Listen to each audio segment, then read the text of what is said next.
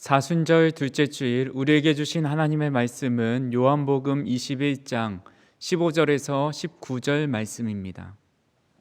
그들이 조반 먹은 후에 예수께서 시몬 베드로에게 이르시되 요한의 아들 시몬아 내가 이 사람들보다 나를 더 사랑하느냐 하시니 이르되 주님 그러하나이다.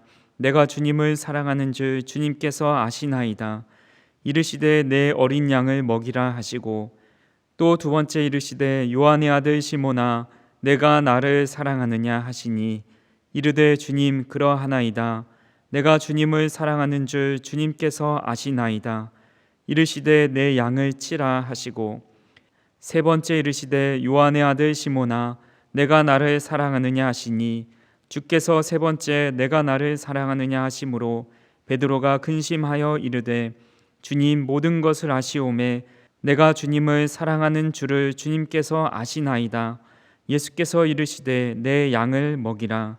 내가 진실로 진실로 내게 이르노니 내가 젊어서는 스스로 띠띠고 원하는 곳으로 다녔거니와 늙어서는 내 팔을 벌리리니 남이 내게 띠띠우고 원하지 아니하는 곳으로 데려가리라.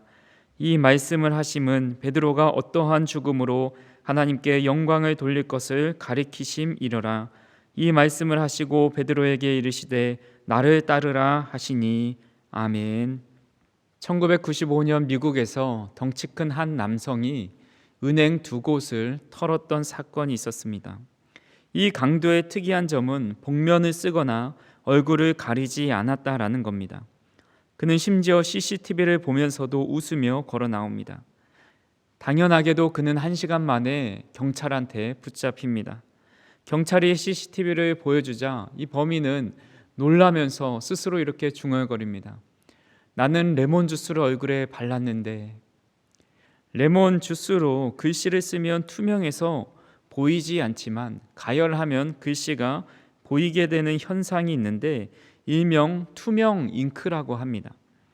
그는 레몬 주스를 얼굴에 바르면 자신이 얼굴이 보이지 않을 거다, 카메라에 찍히지 않을 것이다 라고 생각했던 겁니다. 경찰은 그의 정신 상태가 이상한지 여러 가지 점검을 해보지만 그의 정신 상태나 사고 능력이 모두 정상이었습니다. 단지 자신의 얕은 지식을 과대평가하고 그것을 검증하지 않은 것이었습니다. 이 기사를 본 사회심리학 교수인 더 닝이라는 분하고 크루거라는 분이 실험을 합니다. 학생들에게 시험을 치르게 한 뒤에 나오면서 자신의 성적이 한 몇 위 정도 될 건지 예상 순위를 적게 합니다. 그 결과 성적이 낮은 학생은 자신의 순위를 예상보다 높게 측정을 했고 성적이 높은 학생은 자신의 성적보다 더 낮은 평가를 합니다. 이런저런 실험을 해서 내놓은 것이 더닝 크루거 효과입니다. 이 효과는 능력이 부족한 사람은 자신의 능력을 과대평가하고 능력이 뛰어난 사람은 자신의 능력을 과소평가한다라는 겁니다. 우리도 학창 시절에 이런 경험이 있지요. 시험 공부를 밤새 하고 시험을 치는데 생각보다 시험 문제가 술술 풀리는 겁니다. 그래서 이번 시험은 전보다 잘 나왔겠다 생각했는데 결과를 보니 예전보다 더 못 보는 결과가 나옵니다. 옆에 친구한테 시험 끝나고 야, 너 시험 잘 봤어? 물어보니까 그 친구는 나 이번 시험 완전히 망했어. 틀린 게 너무 많은 것 같아 라고 말을 하지만 가채점 해보니 2-3개 정도밖에 틀리지 않아 놓고 많이 틀렸다라고 하는 친구들이 우리 주변에 1-2명쯤은 있었습니다. 그래프를 보시면 이해하시는데 도움이 되는데 아는 것이 없는 사람은 자신감이 하늘을 찌르지만 실제 역량이 좀 있는 사람은 자신감이 그에 비해 좀 낮습니다. 하지만 깨달음의 오르막을 오르면 전문성을 가진 만큼 자신감도 자연스럽게 올라갑니다. 설교 시간에 이 그래프를 몇 번 인용할 건데 이 그래프의 모양을 잘 머릿속에 새겨 놓으시길 바랍니다. 우리의 신앙을 점검할 때 이런 더닝 크루거 효과가 나타납니다. 신앙이 좋은 사람은 자신의 신앙이 늘 부족하다라고 생각을 하고 신앙이 좋지 않은 사람은 나는 이 정도면 충분하다라고 생각합니다. 우리 스스로의 신앙을 바로 보지 못할 때가 많이 있습니다. 오늘 본문에 나온 베드로가 그랬습니다. 베드로는 예수님의 수제자였고 누구보다 열심히 예수님을 따랐던 사람입니다. 예수님께서 너희는 나를 누구라 하느냐라고 물어보실 때 베드로가 말하기를 주는 그리스도시요 살아계신 하나님의 아들입니다 라는 예수님 마음에 가장 흡족하게 할 만한 그런 대답을 합니다. 그러면서 베드로를 향해서 천국 열쇠를 내게 주고 반석 위에 교회를 내가 세우겠다라는 말씀까지 하십니다. 베드로는 기회가 있을 때마다 제자 중에서 자기가 예수님을 가장 사랑한다면서 입버릇처럼 말했던 사람입니다. 마태복음 26장 33절 말씀에 베드로가 대답하여 이르되 모두 주를 버릴지라도 나는 결코 버리지 않겠나이다 라고 말합니다. 또한 예수님을 위해 자기의 생명을 내놓겠다라고까지 말하죠. 요한복음 13장 37절 말씀에 베드로가 이르되 주여 내가 지금은 어찌하여 따라갈 수 없나이까 주를 위하여 내 목숨을 버리겠나이다. 베드로는 이렇게 호언장담하면서 예수님께서 십자가 지실 때 나는 반드시 예수님을 버리지 않겠습니다 라고 말합니다. 근데 실제로 예수님이 십자가 지실 때 베드로는 어떻게 했습니까? 예수님을 모른다 3번 부인하고 예수님을 저주하며 도망칩니다. 그리고 그때 자신의 믿음의 현주소를 발견하는 거죠. 나의 믿음이 결국 이거밖에 되지 않는 거구나. 내가 하나님을 사랑한다 말한 것이 말뿐이었지 진짜가 아니었구나 라는 것을 깨닫게 됩니다. 그렇게 예수님은 십자가에 달려 죽으시고 베드로는 고향으로 돌아가서 다시 고기잡이를 하면서 살아갑니다. 이 모습이 더닝 크루거 효과에 나오는 그래프의 모습입니다. 처음에는 스스로를 과대평가해서 자신의 믿음이 좋은 것 같이 자신감이 하늘을 찌릅니다. 근데 실제 자신의 모습을 발견하고서는 자신감이 하락하고 이 절망의 계곡에 빠져 있습니다. 오늘 본문 말씀은 예수님께서 승천하시기 전에 이 절망의 계곡에 빠져 있는 베드로에게 찾아가셔서 그를 다시 일으켜 세우시는 장면입니다. 오늘 말씀을 통해서 우리의 신앙이 상승곡선으로 돌아서고 다시 회복될 수 있는 귀한 은혜가 있기를 간절히 소망합니다. 예수님이 겟세마네 동산에서 잡히시던 순간 예수님과 함께 동고동락하면서 3년 동안 함께했던 제자들은 모두 도망갔습니다. 그리고 그들은 각자 살 길을 찾아갑니다.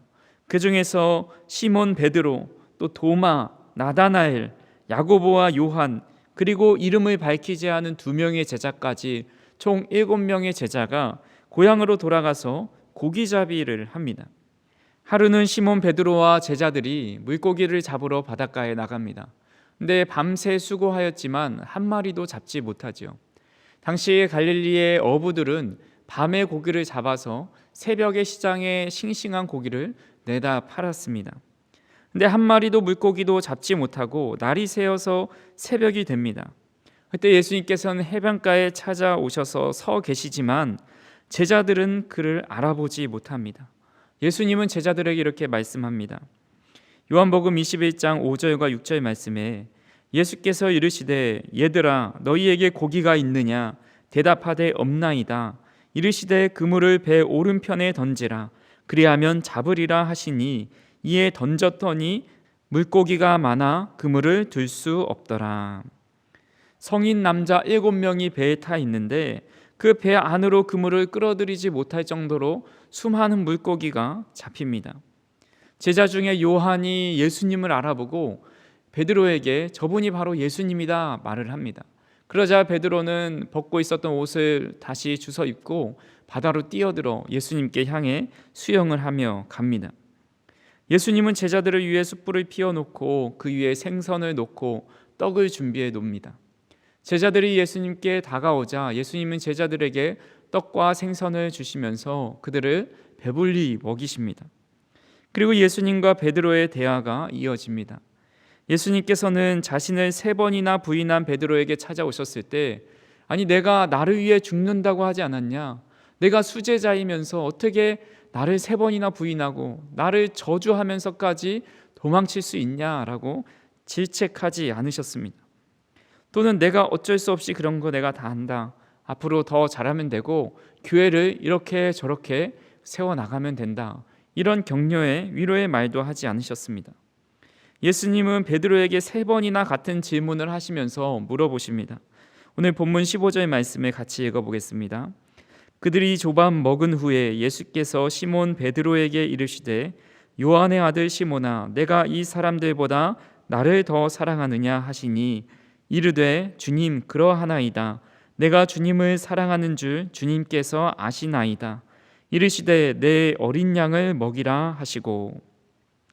어떻게 보면 뜬금없는 질문을 하십니다. 내가 나를 사랑하느냐? 그것도 한 번이 아닌 3번이나 같은 질문을 하시죠. 3번 똑같은 질문을 하신다라는 것은 그 질문에 대한 듣고 싶은 답이 있다라는 겁니다. 우리는 학창 시절 시험을 볼 때면 선생님께서 늘 하시던 말씀이 있습니다. 시험 문제를 꼼꼼히 봐야 된다. 시험 문제 안에 답이 있다. 그래서 이 문제를 잘 살펴보지 않으면 더 많이 실수하고 틀리게 된다라는 말씀을 하십니다. 정말 문제를 잘 읽으면 힌트도 숨어 있고 앞뒤 문제 앞에 답이 숨겨져 있는 경우도 많이 있습니다. 예수님께서 인류를 위해 사람의 몸을 입으시고 하지 않으셨어도 될 고생뿐만 아니라 십자가에 달리시고 부활하셨을 때, 즉 자신의 소명을 다 마치셨을 때 예수님은 제자들로부터 어떤 말씀을 듣고 싶어 하셨을까요? 예수님의 질문 안에 예수님이 듣고 싶어 하셨던 대답이 있습니다. 내가 주님을 사랑합니다. 진심을 담은 고백을 듣고 싶어 하십니다. 그 말 한마디면 예수님께서 인간을 위해 십자가 지신 그 고난과 수고는 이제 더 이상 수고로 느껴지지 않고 다 위로가 되고 다 뿌듯하게 느껴지는 그런 말씀입니다.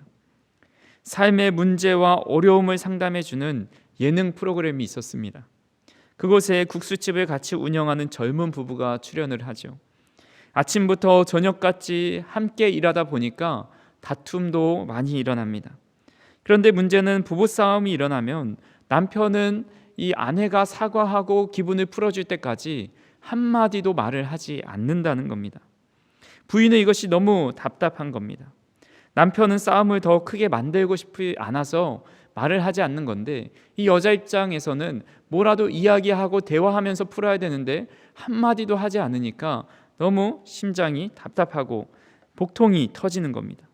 그리고 결정적인 문제는 이 부인과 남자가 결혼하고 나서 한 번도 이 남편한테 미안하다라는 말을 들어보지 못했다고 합니다. 그래서 이 문제를 해결하기 위해서 이 방송에 나온 겁니다. 상담사는 남편에게 이렇게 말합니다.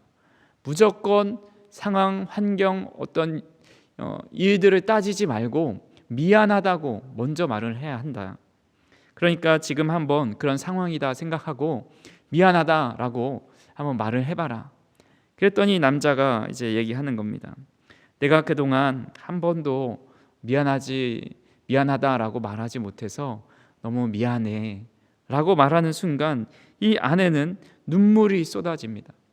그동안 정말 듣고 싶었던 한마디였고 그 미안해 라는 한마디가 자신의 마음속에 너무나도 큰 위로가 되었습니다. 마찬가지로 하나님은 우리 인간을 너무 사랑하셔서 십자가에서 자신의 생명을 내어주셨습니다. 그런 하나님께 우리가 무엇으로 응답할 수 있겠습니까? 무엇을 드린다고 하나님께서 기뻐하시겠습니까? 나를 위해 십자가 지신 예수님 정말 고맙습니다. 너무 사랑합니다. 주님의 은혜가 너무나도 큽니다. 주님이 아니면 나는 살 수 없습니다. 이런 진심을 담은 그 말 한마디를 우리 주님은 듣고 싶어 하십니다. 저는 이 본문을 묵상하면서 계속 제 안에 질문을 좀 해봤습니다. 내가 나를 사랑하느냐? 주님이 나에게 물으실 때 나는 어떻게 진심으로 대답할 수 있을까? 내가 나를 사랑하느냐? 이 질문을 제 안에서 하면 할수록 정말이라는 되물음이 돌아옵니다. 제가 주님을 사랑합니다. 정말? 제가 주님이 아니면 살아갈 수 없습니다. 정말? 목사의 옷을 벗고 모태신앙의 옷을 벗고 사람들의 시선의 옷을 벗고 이 질문 앞에 바로 섰을 때 정말이라는 말이 되돌아오는 겁니다. 그러면서 내가 주님을 사랑하긴 하지만 주님과 같이 또 다른 것을 사랑하는 제 자신을 발견하게 됩니다.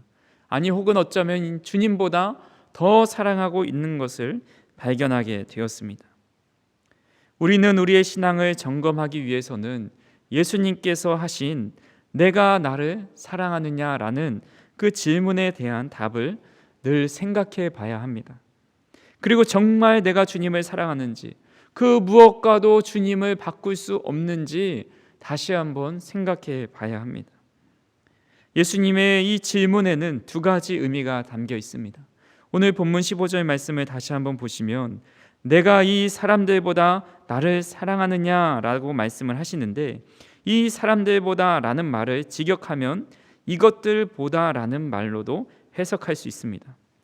즉, 첫 번째로 다른 제자들이 나를 사랑하는 것보다 내가 그들보다 나를 더 사랑하느냐, 이런 질문입니다.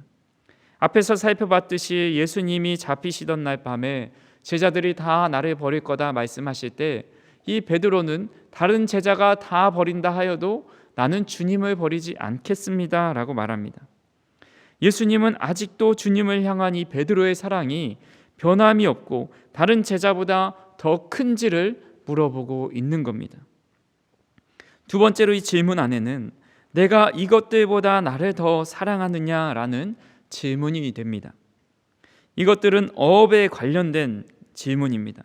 즉, 예수님은 베드로에게 어업, 즉 생업을 포기하면서까지 주님을 따를 정도로 사랑하고 있는지를 물어보고 있는 겁니다. 베드로가 값지다라고 생각하고 그것을 얻기 위해서 최선을 다하고 살아가는 그 어떤 것보다 나를 더 사랑하느냐, 이렇게 물어보고 계시는 겁니다. 첫 번째 의미로 물어보신 거라면 네, 제가 저 사람들보다 더 주님을 사랑합니다 라고 대답할 수 있을 것 같습니다. 근데 두 번째 질문에 가서는 하나님, 제가 사실은 자신이 없습니다. 주님만큼 사랑하는 것이 너무 많이 있습니다. 때로는 주저하게 되는 질문입니다. 바실레아 슐링크가 지은 예수님과 멀어지게 된 45가지 이유라는 책에서 예수님과 멀어지게 되는 45가지 항목이 나옵니다. 그 안에는 거짓말, 고집, 욕망, 교만, 분노, 멸시, 낙심, 비판, 판단, 분주함, 또 근심 등등의 45가지 항목에 대해서 설명을 하는데, 그 중에 비겁함이라는 항목에 대해서 이렇게 말을 합니다. 겁쟁이는 내가 피해를 당할까봐 자신의 소신대로 행동하지 못하는 사람을 말한다. 우리는 이런 겁쟁이에 대해서 비겁하다라는 표현을 쓴다.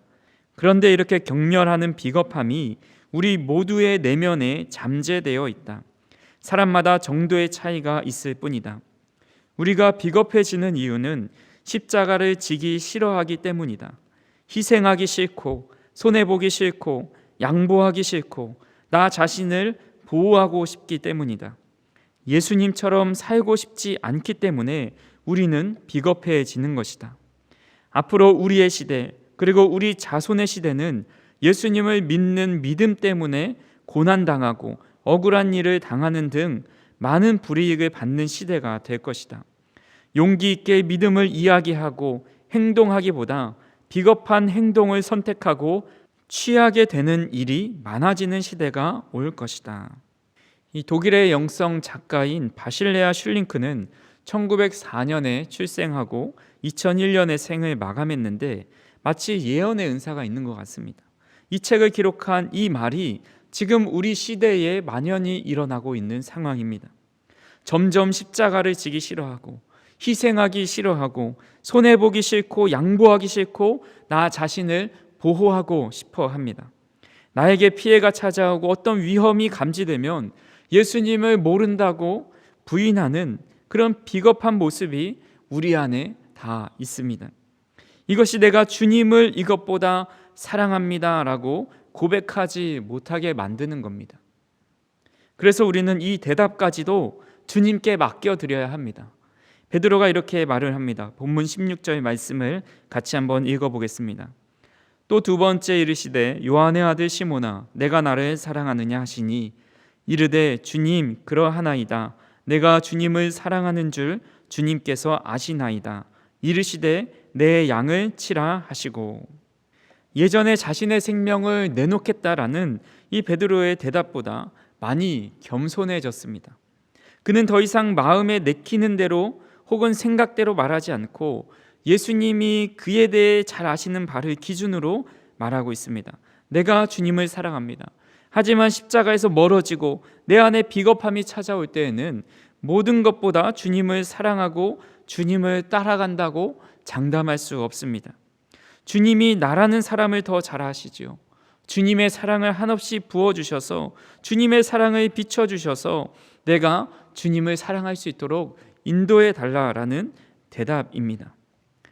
베드로는 자기 의지대로 주님을 사랑할 수 있을 것 같았지만 결국 그럴 수 없었습니다.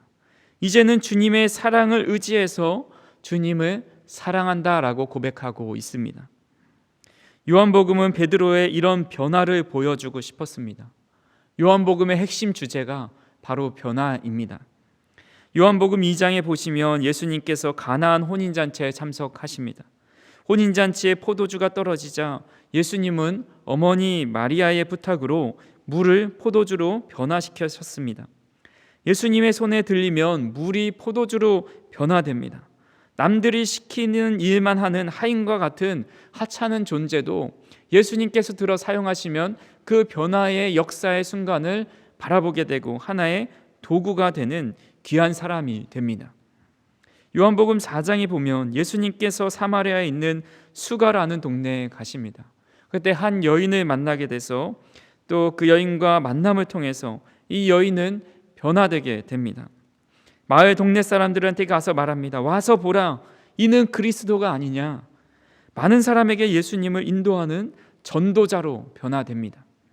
요한복음 9장에서는 날 때부터 맹인된 사람을 예수님께서 고쳐주십니다. 단순히 그의 눈만 뜨게 하신 것이 아니라 그가 바리새인들의 압박 속에서도 예수님이 하나님께로부터 오셨다라는 것을 증언하는 사람으로 변화시켜 주십니다. 그런 관점에서 예수님께서 베드로에게 구체적으로 세 가지 변화를 요구하십니다. 17절 말씀을 같이 한번 읽어보겠습니다. 세 번째 이르시되 요한의 아들 시몬아 내가 나를 사랑하느냐 하시니 주께서 세 번째 내가 나를 사랑하느냐 하심으로 베드로가 근심하여 이르되 주님 모든 것을 아시오매 내가 주님을 사랑하는 줄을 주님께서 아시나이다. 예수께서 이르시되 내 양을 먹이라. 주님은 베드로에게 내가 내게 찾아와서 떡과 고기를 먹인 것처럼 이제는 내가 내 양을 찾아와서 떡과 고기를 먹이는 사람으로 변화되라 말씀하십니다. 이는 목회자나 교회 지도자들을 향한 말씀이기도 하지만 우리 모두를 향한 말씀입니다. 우리는 더 이상 나만을 위하고 받아만 먹는 신앙생활이 아니라 주변에 말씀을 나누고 은혜를 나누고 사랑을 나누고 양을 보살피는 작은 목자로서 그런 삶으로 변화되라 말씀하고 있는 겁니다. 우리 주변을 한번 둘러보시길 바랍니다. 육신의 몸은 점점 살쪄가는데 영혼은 양식이 없어서 점점 말라가는 사람들이 있지 않습니까?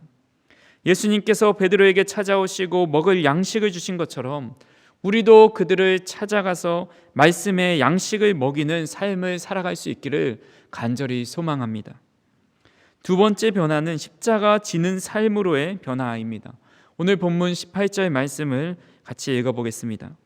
내가 진실로 진실로 내게 이르노니 내가 젊어서는 스스로 띠띠고 원하는 곳으로 다녔거니와 늙어서는 내 팔을 벌리리니 남이 내게 띠띠우고 원하지 아니하는 곳으로 데려가리라.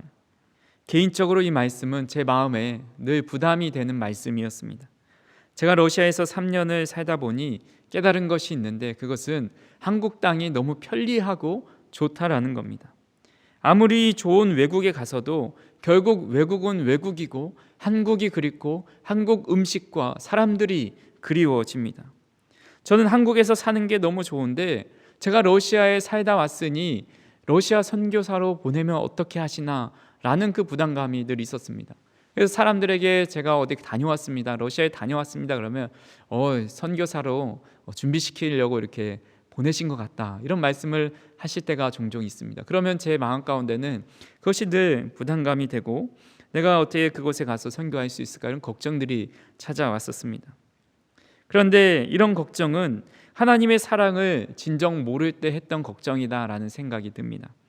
정말 하나님을 사랑한다면 찬송가의 고백처럼 아골골짝 빈들에도 복음 들고 가겠습니다, 이렇게 말할 수 있게 됩니다. 하나님께서 원하시고 하나님의 꿈이시라면 그것이 나의 바람이 되고 그것이 나의 꿈이 되는 것, 하나님의 비전이 나의 비전이 되는 사람으로 변화됩니다. 베드로는 손을 벌려서 자신이 원치 않는 곳으로 끌려가게 됐을 때 억지로 그곳에 끌려갔을까 생각해 보면 그렇지 않다라 생각이 됩니다. 베드로는 행복했을 겁니다. 그리고 예수님처럼 자신이 순교할 수 있다는 것 자체가 스스로에게 큰 영광이었을 겁니다. 베드로는 예수님과 똑같이 십자가에 달려 죽을 수 없다며 자신은 십자가에 거꾸로 달려 순교합니다. 베드로는 주님을 위해 희생하고 십자가 지는 삶이 가장 큰 기쁨이요 행복한 삶으로 변화되었습니다. 그렇게 우리의 삶도 십자가 지는 삶이 어렵고 피하고 싶은 삶이 아니라 십자가를 지고 기쁘게 걸어가는 삶으로 변화되어야 합니다.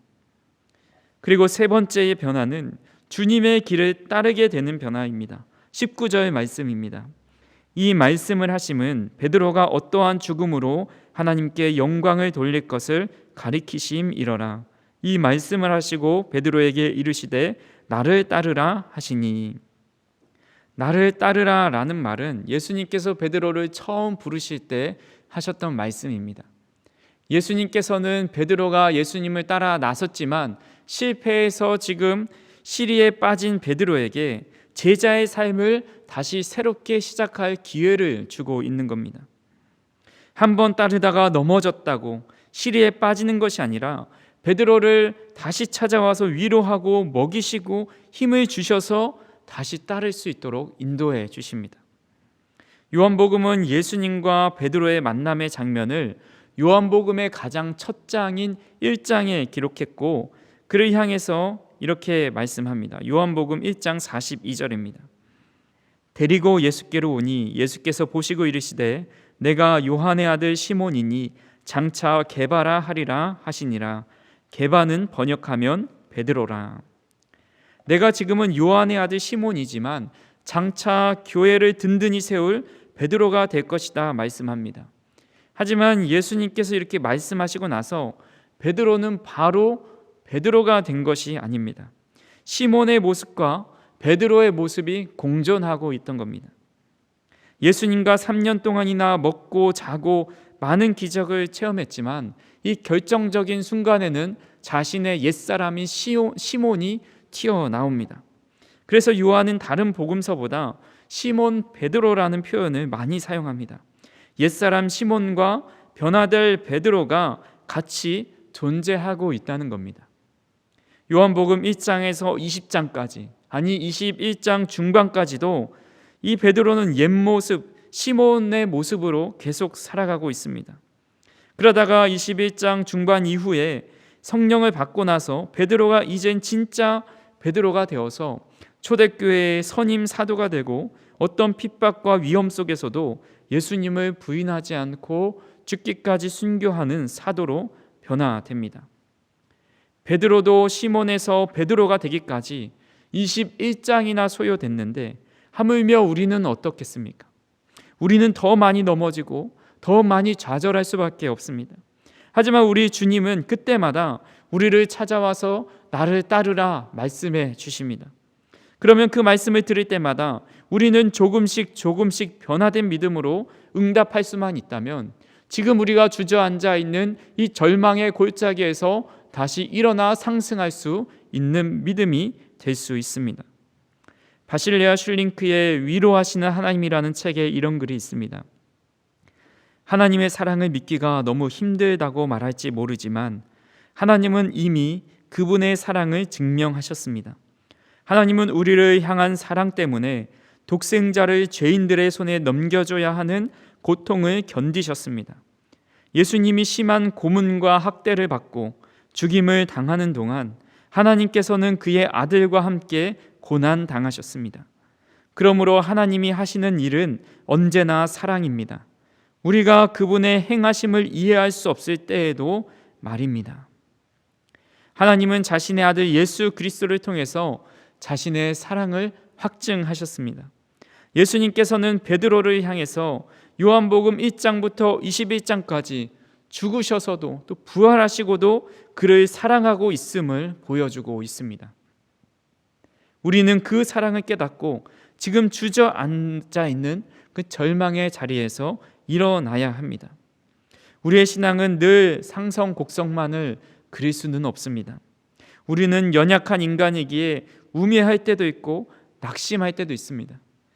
그러다 주님께서 다시 찾아와 힘주시고 만나주시고 변화시켜 주시면 또 그 절망을 딛고 일어서게 됩니다.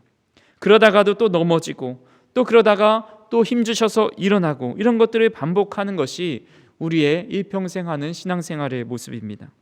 그런 과정을 겪으면서 내가 주님을 사랑합니다 라는 고백이 점점 순수해지고 순결해지고 진실한 고백이 되어 갑니다. 사랑하는 성도 여러분, 우리는 사순절 기간을 지나고 있습니다. 1년 중에 사순절만큼은 주님의 십자가를 더 묵상하는 기간이고 예수 그리스도의 사랑을 또 희생을 더 깊이 깨닫는 시간입니다. 성도님들 중에 절망의 계곡을 지나고 계시고 점점 신앙이 하강하고 있는 분이 있다면 주님의 은혜를 바라보며 그 자리를 딛고 상승 곡선으로 전환하실 수 있기를 바랍니다. 신앙이 좋은 상태에 계신 분이 있다면 조금 더 예수 그리스도의 모습에 가까워질 수 있는 아주 귀한 시간이 바로 사순절 기간입니다. 이렇게 귀한 사순절 기간에 내가 나를 사랑하느냐, 이 질문을 매일 시시때때로 묵상하시기를 바랍니다. 그리고 주님께 마음을 다해 대답할 수 있기를 바랍니다. 주님, 내가 주님을 사랑합니다. 그런데 내 의지로는 그 사랑은 늘 변하기 마련입니다. 그렇기에 하나님의 사랑을 힘입어서 주님을 사랑하게 하여 주옵소서.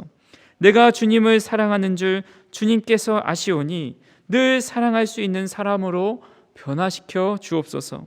사순절 기간 주님이 원하시는 사람으로 조금씩 점점 더 변화될 수 있는 저와 우리 성도님들이 되시기를 주님의 이름으로 축원합니다. 사랑과 은혜가 충만하신 하나님, 우리를 죽기까지 사랑하셔서 하나님께서 우리를 향한 사랑을 확증하여 주시니 감사합니다. 그러나 우리는 세상적이고 비겁하고 연약하여서 그 사랑에 응답하지 못할 때가 많이 있음을 고백합니다. 사순절 기간을 기회로 삼아 더 십자가의 사랑과 은혜를 깨닫게 하시고 하나님의 사랑을 체험하게 하여 주시옵소서. 날마다 우리를 변화시켜 주시옵소서. 그 사랑에 응답하여 우리도 주님께 사랑을 고백하며 변화된 삶을 살아갈 수 있도록 인도하여 주시옵소서. 예수님의 이름으로 기도하옵나이다. 아멘.